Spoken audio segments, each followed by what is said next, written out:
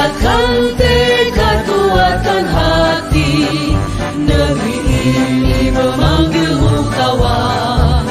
Belajar, bergerak, berbagi untuk negeri. Guru penggerak, majukan pendidikan. Guru penggerak menghamba pada murid. Kreatif, rancang pembelajaran. Hargai potensi, tingkatkan prestasi. Lahirkan profil pelajar Pancasila. Belajar, bergerak, berbagi untuk negeri. Kita menjalin kolaborasi. Belajar, bergerak, berbagi untuk negeri. Demi bakti pada. Assalamualaikum warahmatullahi wabarakatuh. Tabi'un. Perkenalkan, nama saya Edi Azhar Dinata, calon guru penggerak angkatan 10, asal SMP Negeri 8 Tulang Bawang Barat, Kabupaten Tulang Bawang Barat, Provinsi Lampung. Di sini saya bersama Ibu Sabdayati, Sarjana Pendidikan, selaku Kepala Sekolah SMP Negeri 8 Tulang Bawang Barat. Di sini saya akan melakukan wawancara langsung bersama Ibu Sabdayati, Sarjana Pendidikan, selaku Kepala Sekolah SMP Negeri 8 Tulang Bawang Barat, yaitu tentang D5 Etika dalam pengambilan keputusan. Selamat menyaksikan. Assalamualaikum Bun. Gimana kabarnya hari ini Bun, sehat? Alhamdulillah sehat. Pak Edi sehat? Alhamdulillah. Terima kasih Bun atas waktunya untuk hari ini ya Bun ya. Di sini saya ingin mewawancara Bunda sebagai pengambil keputusan dilema etika selama di SMP Negeri 8 Tulang Bawang Barat. Oke Bun ya.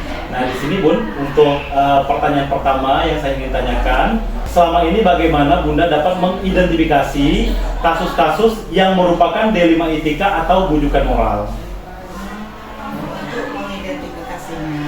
Ya. Itu kita berupaya Pak. Jadi sesuatu itu dikatakan bukan moral, etika.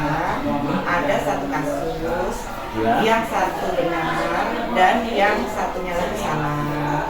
Nah, jika kedua kasus itu benar, itulah yang disebut dengan dilema etika. Oh ya begitu Bun ya. Nah selanjutnya Bun, di sini selama ini bagaimana Bunda menjalankan pengambilan keputusan ini di sekolah, kemudian terutama untuk kasus-kasus di mana ada dua kepentingan yang sama-sama atau sama-sama mengandung nilai-nilai kebajikan.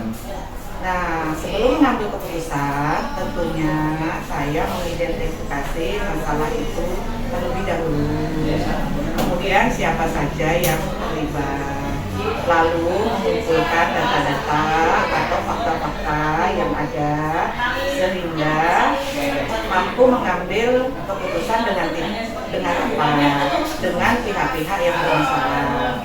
Nah, dalam pengambilan keputusan ini tentu saja kami mengutamakan prinsip kekeluargaan dan musyawarah mufakat. Jadi segala sesuatunya dikomunikasikan terlebih dahulu. Oh begitu Bun ya.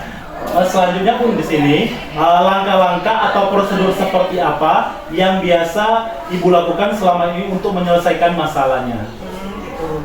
Jadi langkah pertama yang saya ambil adalah memanggil kedua belah pihak yang bermasalah tadi, gitu kan. Kemudian diminta keterangannya seperti apa, supaya saya mengetahui duduk permasalahannya tersebut di mana. Kemudian setelah kita mintai keterangan, saya tahu permasalahannya, saya berupaya menemukan solusi yang terbaik untuk diputuskan yang berupaya tidak merugikan kedua belah pihak. Oh begitu Bun ya. Nah, hal-hal apa saja yang selama ini Ibu anggap efektif dalam pengambil keputusan pada kasus-kasus D5 etikanya Bun? Ya, melakukan dialog dengan pihak yang bermasalah dengan prinsip kekeluargaan tadi, agar memunculkan solusi. Kemudian terhadap yang bermasalah tadi kita berikan bimbingan Ya. agar tidak menimbulkan perselisihan lagi kedua belah pihak. Jadi setelah kita tahu faktanya, kita tahu permasalahannya, ya kita cari solusi, kemudian kita adakan bimbingan. Oh, diadakan bimbingan seperti itu, Bun ya. Nah, di sini, Bun, hal-hal apa saja yang selama ini merupakan tantangan dalam pengambil keputusan pada kasus-kasus D5 etika ini, Bun? Selama ini saya selaku kepala sekolah, tantangan yang dihadapi adalah cara mencari solusi yang terbaik.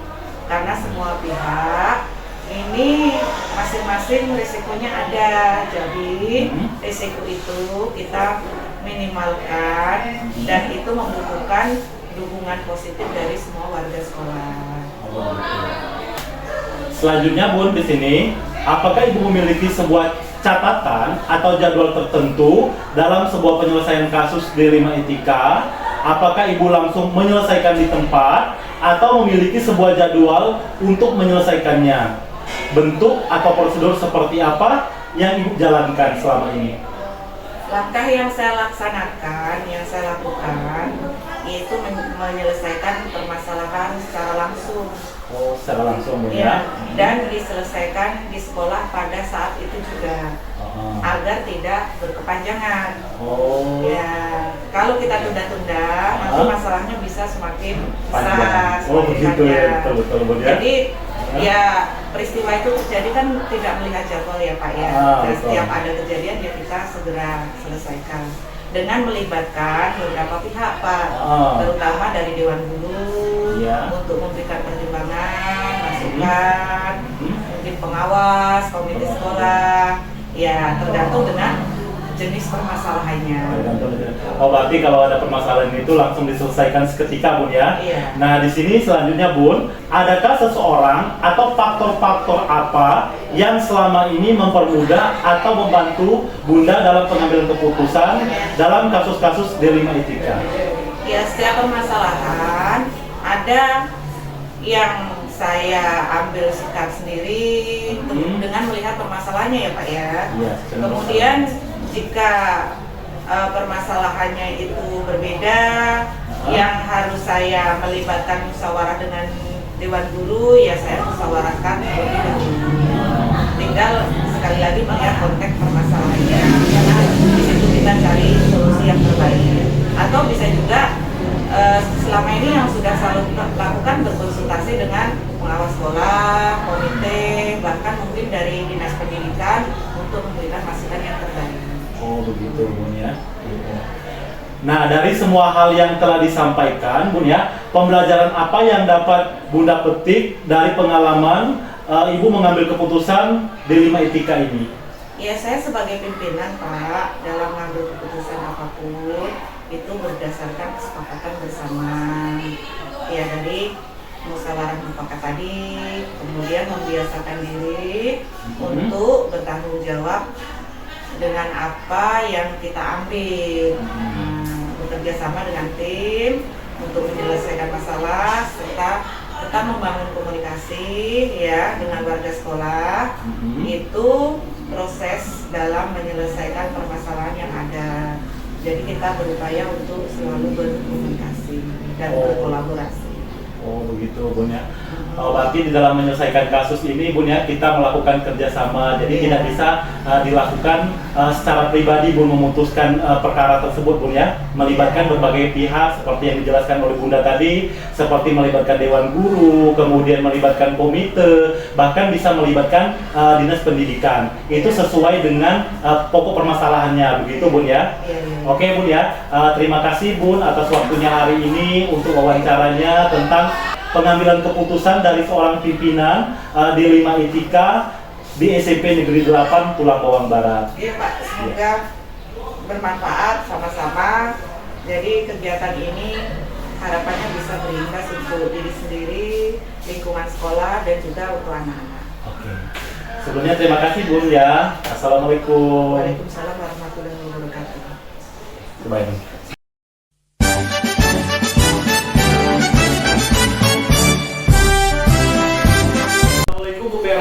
Waalaikumsalam Pak Edi. Gimana Bagaimana kabarnya hari ini Bu Vera? Alhamdulillah sehat. Pak Edi, bagaimana? Alhamdulillah sehat juga Bu Vera.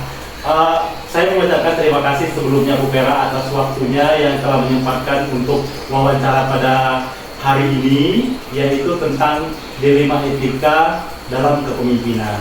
Oh iya Pak Edi. Ya di sini Bu Vera ya, kita langsung saja di sini ada beberapa pertanyaan yang saya ingin tanyakan terkait dilema etika ini, di mana Bu Vera telah menjadi seorang kepala sekolah dari TK Dharma Wanita. Begitu Bu Vera ya? Iya benar sekali Pak Edi. Iya. Nah di sini Bu Vera, pertanyaan pertama di sini, selama ini bagaimana Ibu Vera mengidentifikasi kasus-kasus yang merupakan dilema etika atau bujukan moral? Oke, kalau dalam pendidikan anak usia dini itu membimbing anak untuk nilai moralnya itu ya kita membiasakan anak untuk bersosialisasi dengan lingkungan sekitar, terutama dengan ibunya, melakukan pendekatan gitu Pak. Oh begitu Bu Vera ya. Di sini Bu Vera, selama Ibu menjadi kepala sekolah ini, bagaimana Ibu menjalankan dalam pengambilan keputusan ya di sekolah Bu Vera, kemudian terutama untuk kasus-kasus di mana ada dua kepentingan yang sama-sama benar atau sama-sama mengandung nilai kebajikan. Oh gitu. Kalau saya selama ini dalam mengambil keputusan itu saya mengumpulkan informasi, artinya dilihat dulu apa permasalahannya dan bagaimana solusi terbaiknya. Artinya jangan sampai ada yang salah satu pihak dirugikan seperti itu. Dengan mengumpulkan kedua belah pihak, kita tanyakan dulu permasalahannya apa, bagaimana solusi terbaiknya, dan yang jelas kita musyawarah menuju mufakat. Begitu Pak Edi. Oh begitu Bu Vera ya.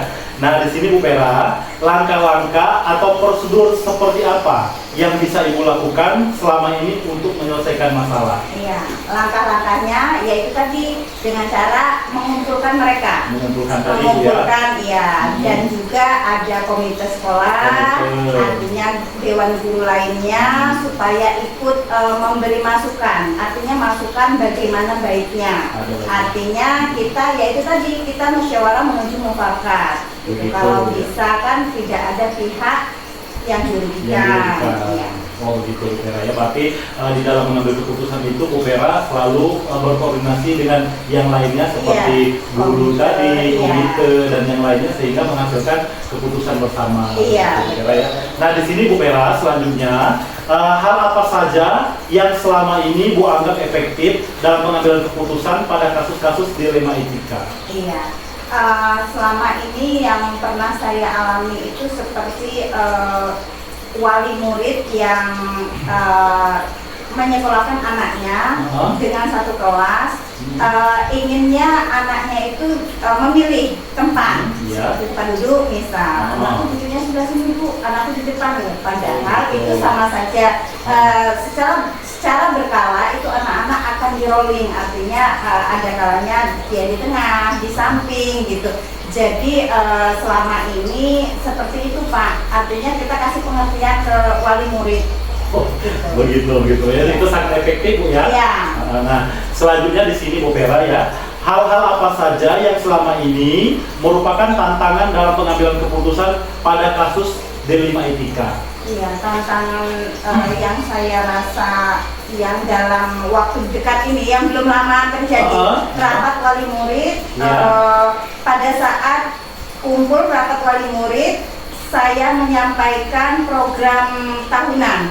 Artinya di dalam HUT RI ini di bulan Agustus kita biasanya itu melakukan lomba-lomba untuk anak dan juga walinya. Jadi karena kondisi di saat ini kan maaf yang ngomong kan agak sedikit krisis. Iya, krisis. Gitu. Iya. Jadi wali itu ada yang komplain.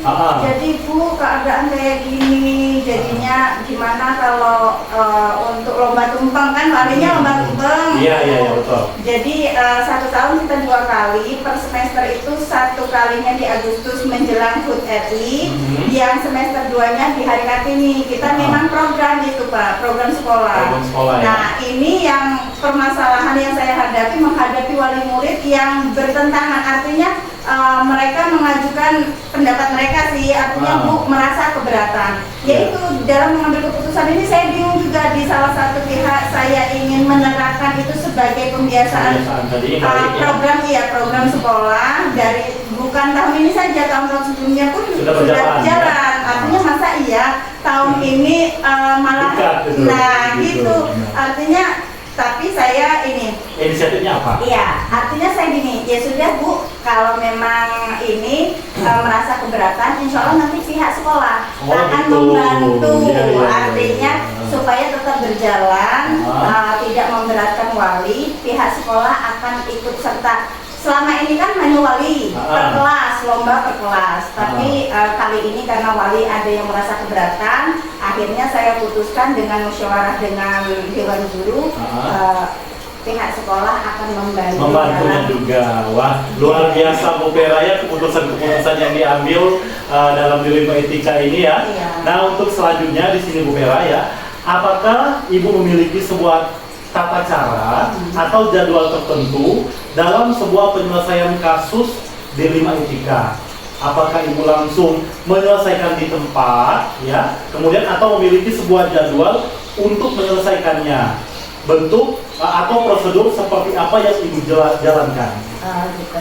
Kalau jadwal itu melihat situasi dan kondisi, artinya permasalahan apa yang kita hadapi. Jika memang permasalahannya bisa dikatakan sederhana dan bisa diselesaikan, ya segera diselesaikan. Secepatnya, berarti dalam waktu itu juga. Selama ini sih belum ada saya menemui kasus yang berkepanjangan. Artinya tidak perlu menjadwalkan kapan kita akan menyelesaikan. Selama ini seperti itu Pak. Jadi masih kasus-kasus yang sederhana. Iya betul Pak. Jadi bisa tidak perlu pakai jadwal, langsung diselesaikan pada saat itu juga. Tapi alhamdulillah kasus selama ini karena kasus sederhana atau ringan, jadi terselesaikan pada saat itu juga. Ya alhamdulillah kalau begitu Bu Vera ya. Nah di sini selanjutnya Bu Vera ya, kemudian adakah seseorang ya atau faktor-faktor apa yang selama ini mempermudah atau membantu Ibu dalam mengambil keputusan dalam kasus-kasus dilema etika? Yang terlibat tadi. Yang jelas tidak terlepas dari para dewan guru yang ada di sekolah. Terus itu komite sekolah.